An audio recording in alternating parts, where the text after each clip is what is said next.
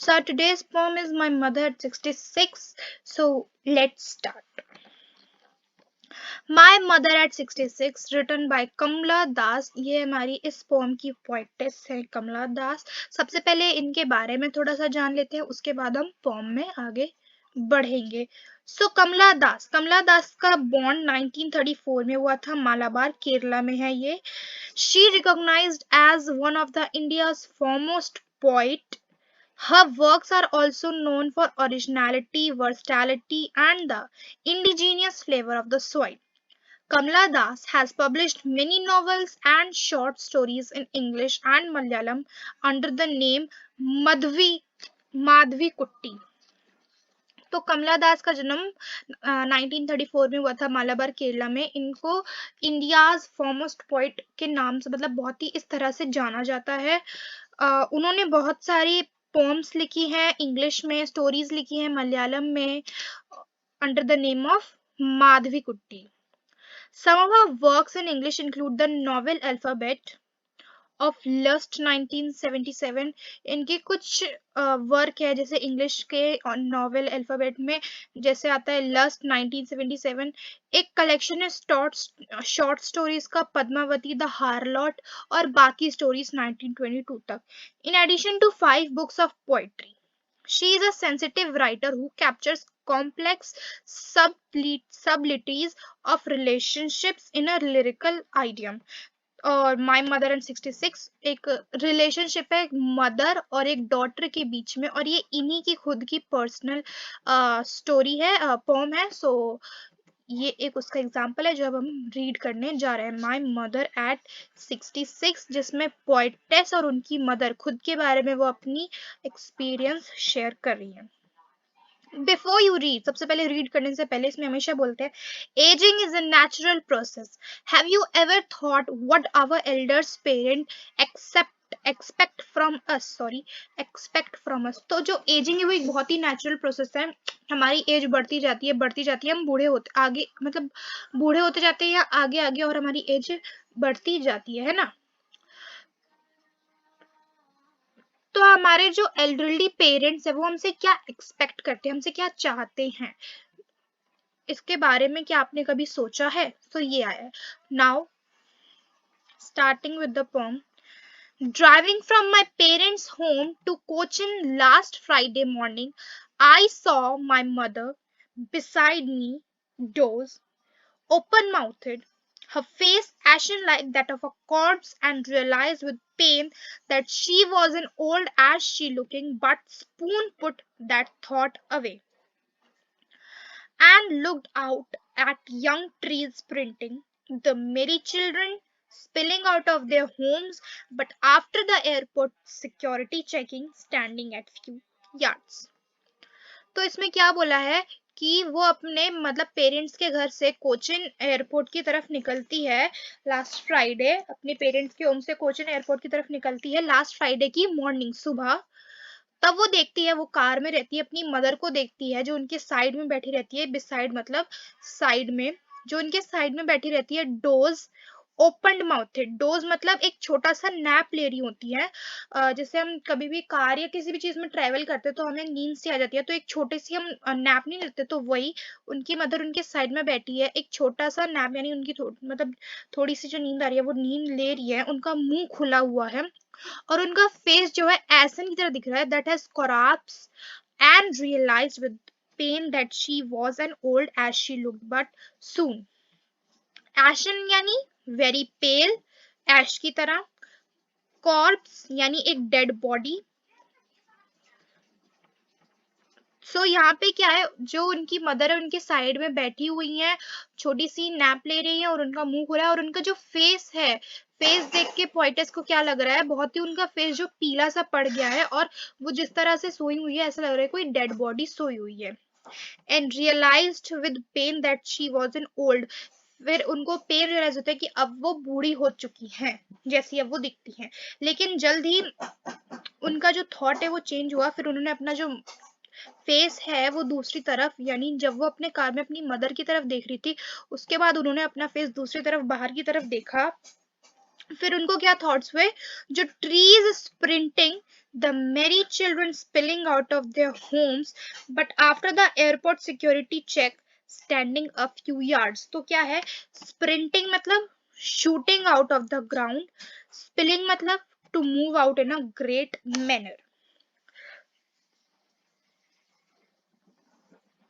तो इसमें फिर उन्होंने अपना जैसे ही अपना जो फेस है वो विंडो से बाहर यानी दूसरी तरफ देखा, तो वहां पे कहते हैं ऐसे जो ट्रीज है वो ऐसे लगता है कि पेड़ों से मतलब उग रहे हैं, बड़े हो रहे हैं, ट्रीज उग रहे हैं और ऐसे पीछे की तरफ भाग रहे हैं। ट्रीज जो है मूव कर रहे हैं, दौड़ रहे हैं, क्योंकि जैसे हम कार में या किसी चीज किसी में भी रहते हैं तो हम ऐसे हमारा जैसे गाड़ी जाती है तो हमें ऐसा लगता है कि जो ट्रीज है वो ऐसे ऐसे वो भी चल रहे हैं हमारे साथ, है ना, ऐसे या तो पीछे जाते जा रहे हैं तो आगे आते रह रहे हैं, ऐसे हमें लगता है ना। फिर उसके बाद वो एयरपोर्ट पे पहुंच गई। फिर वो एयरपोर्ट की चेकिंग के लिए वहां पे अपनी मदर से दूर खड़ी हो गई, जैसे कि इस पिक्चर में दिखाया है। Away, I looked at her, standing at few yards away, यानी कुछ दूर अपनी मदर से थोड़ी दूर पे वो खड़ी हो गई। पोइट्रेस अपनी मदर को फिर देखती है, wan, pale as late winter's moon, and felt that old familiar ache. My childhood's fear, but all I said was, see you soon, Amma. All I did was smile and smile and smile. तो क्या है, वो अपनी mother से थोड़ी ही दूर खड़ी होती है और वहां से अपनी मदर को देखती है। वान यानी colourless, pale as a late winter's moon, and felt that old familiar ache, ache यानी पेन, एंड फेमिलियर यानी जाना पहचाना सा यानी पुराना। तो जैसे ही वो अपनी मदर को देखती है तो वो एकदम कलरलेस सी दिखती हैं। कैसे दिखती है, पेल एज लेट विंटर्स मून। तो इसमें जो बोला है पेल एज लेट विंटर्स मून, इसका मतलब है कि यहाँ पे इसका मतलब है कि जैसे कि हमारा जो विंटर सीजन चलता है तो उसमें जैसे ही वो एंड होने वाला होता है तो जो मून होता है, फिर मून में पूरा वो धुंध से कवर हो जाता है ना, वो मून ढक जाता है पूरे धुंध की वजह से।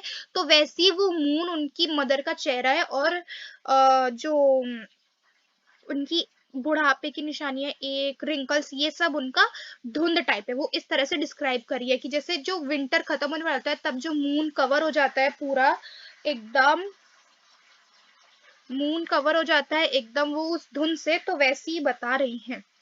ठीक है, फेमिलियर एक। फिर उसके बाद वैसा अपनी मदर का चेहरा बता रही है। उसके बाद फिर उनको देखते ही उनको अपना कोई पुराना सा दर्द भी याद आ जाता है। एक यानी पेन, जैसे कि मैंने आपको बताया कि इस क्या था कि शायद वो पहले भी अपनी मदर से बिछड़ी होंगी किसी मतलब कुछ पढ़ाई के लिए आगे पहले, तो वो उनको अपना पुराना दर्द भी याद आ रहा है। माई चाइल्डहुड फियर यानी उनके बचपन का फियर।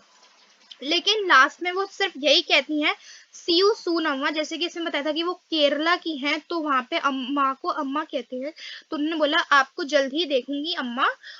फिर उसने लास्ट में क्या किया, smile and smile and smile.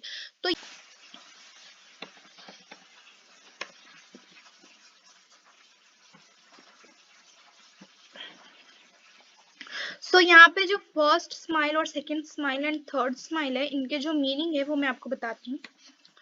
So let us open the in the page. यहाँ पे जो स्माइल है,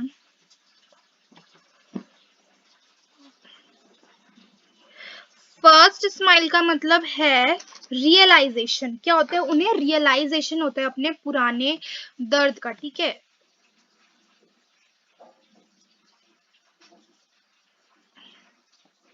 उनका जो पुराना दर्द होता है उसका उन्हें रियलाइजेशन होता है। जो मदर से बिछड़ने का जो भी दुख होता है उसको उन्हें रियलाइज होता है, याद आता है। ठीक है, दूसरे स्माइल का मतलब है ब्रेव फ्रंट। क्या, ब्रेव फ्रंट। ब्रेव फ्रंट किस लिए, ब्रेव फ्रंट इसीलिए कि उन्होंने फिर क्या सोचा कि नहीं मैं अपनी मदर से अब दोबारा मिलूंगी। इस चीज का ब्रेव कि she will meet her mother again. ठीक है, वो अपनी मदर से दोबारा मिलेगी, उसका एकदम ब्रेव सा। और थर्ड वाले का मतलब है for hope of seeing her mother next time. तो थर्ड स्माइल वो क्यों करती हैं? इस होप में कि वो अपनी मदर को नेक्स्ट टाइम देखेंगी, क्योंकि वो अब बूढ़ी हो गई हैं तो उन्हें लग रहा है कि कहीं वो पास नहीं हो, वो उनकी डेथ हो जाएगी, तो इसीलिए नहीं, वो अपनी मदर से बहुत प्यार करती है। और तीसरा स्माइल है कि for hope for seeing her mother again. ठीक है, तो ये है हमारी पूरी पोम। बहुत ही छोटी सी और इंटरेस्टिंग सी पोम है, which is easy to understand, easy to capture. Okay, so now अब हम मूव करते हैं इनके पोएटिक डिवाइसेस पे। Poetic devices of my mother at 66, ashen like that corpse. सबसे पहला है इसमें सिमिली।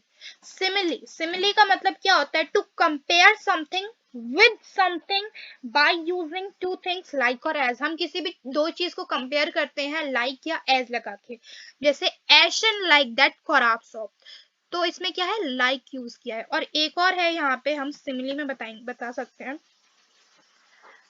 तो यहाँ पे हमने यूज किया था एज लेट विंटर्स मून। तो हमने क्या, ऑथर सॉरी पोएटिस की मदर को हमने विंटर के मून से कंपेयर किया है, तो यहाँ पे क्या यूज किया है? एज। तो ये भी हुआ सेकेंड एग्जाम्पल ऑफ सिमिली। ठीक है, नेक्स्ट आता है एलिट्रेशन। देखो जैसे पेल एज लेट, इसका बताया ना दूसरा। एलिट्रेशन, एलिट्रेशन मतलब होता है in a line first letter of two words are consonant. एक ही लाइन में जो भी लेटर है दो, वो कॉन्सोनेंट होनी चाहिए। ए, ई, आई, ओ, यू।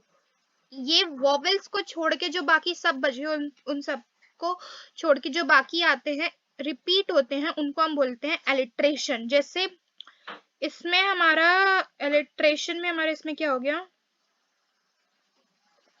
माय मदर हो गया, इसमें तो कुछ एलिट्रेशन है नहीं। जैसे इसमें हमारा बट ऑल आई सेड का एस, सी का एस, सून का एस, तो कॉन्सोनेंट हमारा क्या हुआ है? रिपीट हुआ है।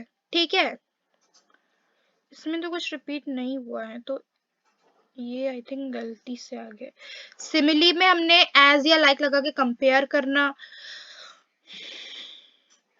रिपीटेशन, कोई भी वर्ड का बार बार रिपीट होना, स्माइल, स्माइल और स्माइल।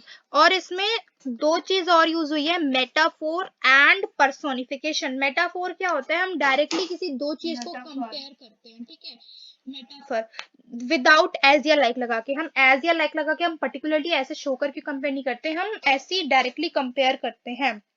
तो यहाँ पे था the merry children spilling out of there. तो हमने क्या, यहाँ पे एक चीज था कि पहले हमने मदर की बढ़ती एज को बताई, और फिर यहाँ पे बताया कि कैसे वो जो ट्रीज उग रहे हैं, दौड़ रहे हैं, चल रहे हैं।